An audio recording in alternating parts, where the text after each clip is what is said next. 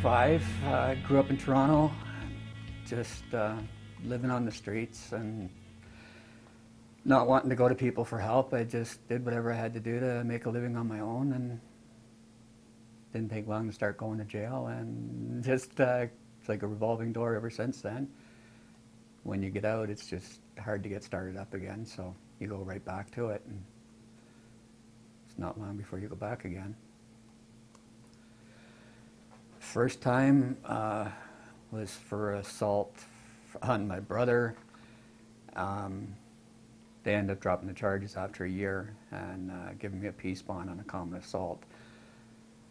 But before that, I was in and out of juvie, and was actually in jail in Montreal under a false name before that. But that was only for a few weeks, and more or less just kept going from there. From there, it just changed over to break-ins, thefts, a couple of driving charges. It's hard to say if I really reintegrated, because I'm still more or less like living like I'm in jail because I'm on parole, so I'm not really associating with anybody. But when it comes right down to it, yeah, like I'm still out, so that says a lot for me. I found this place the day I got released through John Howard's and my parole officer. And Toronto, you can't do that. They help out prisoners, ex-cons, with getting places, getting jobs. There was no other organizations that helped out other than welfare. And actually, even that was only because I had money when I got released to pay the rent on this place first, or else I wouldn't even have got that. Yeah, my parole officer here in Kingston has been really good with me, helped me out a lot. He's willing to take the time to drive me around to places for appointments or just anywhere I need to go if I let him know ahead of time.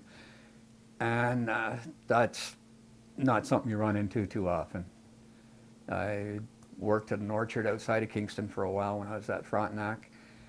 And I got to know a few people there, and seeing the people are a lot like down east, so at first I just figured I'd stay here and save myself the trip back from Toronto, and things came together pretty quick, so I stayed.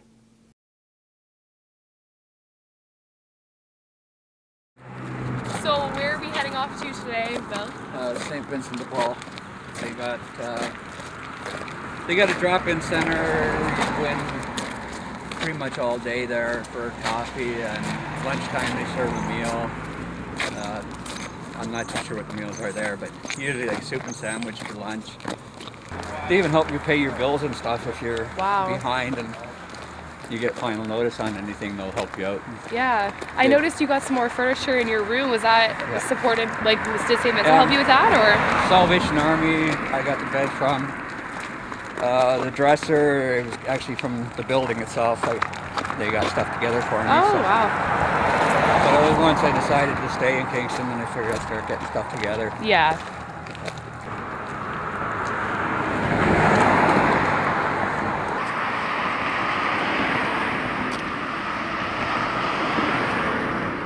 It's all stuff that's donated. We've got jackets and that here, winter jackets on this side. So do you have to pay? Nope, everything here is free.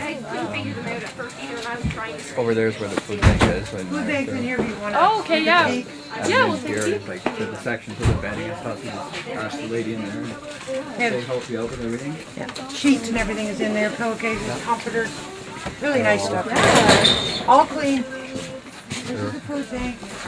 When you come in here, they just pack up stuff for you. So you just like pick what you need, kind of thing? Yeah, well they got limited stuff for each thing, right? So whatever you don't want, then you just tell them they hold that back for somebody else. Like you can see behind you there, they have a lot of stuff for the babies and stuff to really help out the single mothers and whoever. They have a lot of baby stuff. Yeah. They really do help out a lot of people here. Right? It's right across the board, not just people getting out of jail, it's everybody. A lot of people really depend on this place. Wow. And then there's stuff in the freezer too there? Yep, they get meat. It depends on what was donated. Like Yeah. different times you come in, you get different things. Yeah. I was in here last week and they had the 3 packages of meat. Like they were about this long, 3. And they were yeah. actually from Subway. Oh, That, Subway donated them? Yeah. Wow. And that's what they were giving out for frozen meat. No, I don't feel the urge to steal, and I'm barely surviving now. Like, I actually get like $5.90, and I'm paying almost $500 in rent and cable here. So I got $90 to do me a month. I smoke, and that's got to do my cigarettes, my travel, my groceries, everything for the month. But it's been 3.5 months, more than 3.5 months now, and the urge isn't there. It actually wasn't there the past few times I went to jail. It was Kingston Pen. Last time I was here was May of 2008. I showed up in a taxi at the front door here and I went in and told them I was here to turn myself in.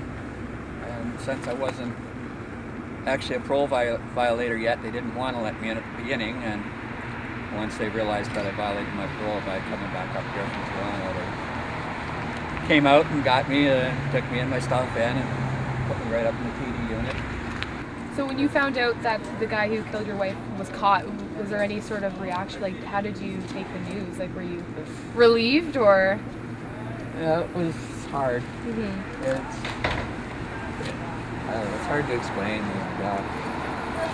A while back, I heard somebody else was charged, and he was here, the guy who I heard was charged, and that's why I came back here a couple of times trying to finish my time. But yeah, it was a shock, especially after all this time. Like, I was just starting to finally put things behind me, and when you find that out that it wasn't the right guy and somebody else had been charged for it, it just brought everything back again. So his trial hasn't happened yet? No, he's still in there, still waiting to go to court. But he's charged with 3 murders, 4 murders that he's going to court on now. So it's going to be a while, and it will be a long trial, and it is just best for me to stay away from there. It's about time I start changing my life. Make those changes I should have made a long time ago.